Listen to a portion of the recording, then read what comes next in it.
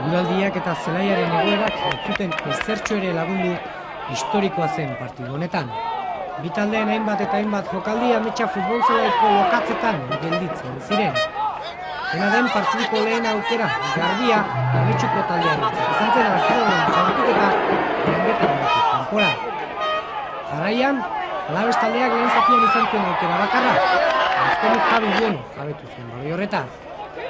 Bigarren zatiko lehen minututan aukera garbiak izan zituen Alabes taldeak horretak markaren erantzeko.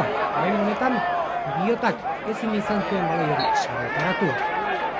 Hainbat ikusle hurbildu ziren, ametsa futbol zelaira, denak partidu bikain bat ikusi asmoz. Lehen honetan, Azkueren burukada Langetara joantzen, azkenik, atzelariek baloi urruntzen zutelari. Alabesen presioa nabarmena zen, naiz eta abetxuko noizean behin kontrabansoak egin. Eta presio horri esker, bigarren zatiko 14. minutuan Kepa Azkuek baloia sareetaratzen lortu zuen. Honela, Alabesen gol bakartia lortu.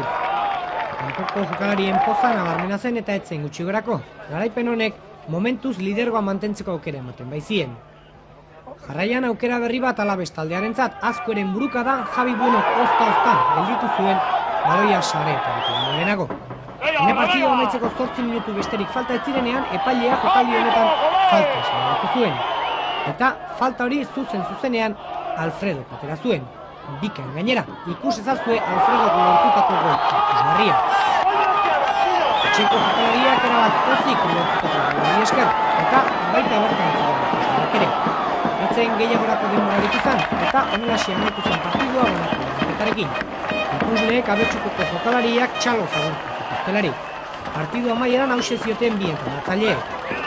Berdinketa honen ondoren pentsatzen dut onera etortzen den datorren etxaia gure taldea gehiago errespetatuz etorriko dela. Y nos respetará más, ¿no?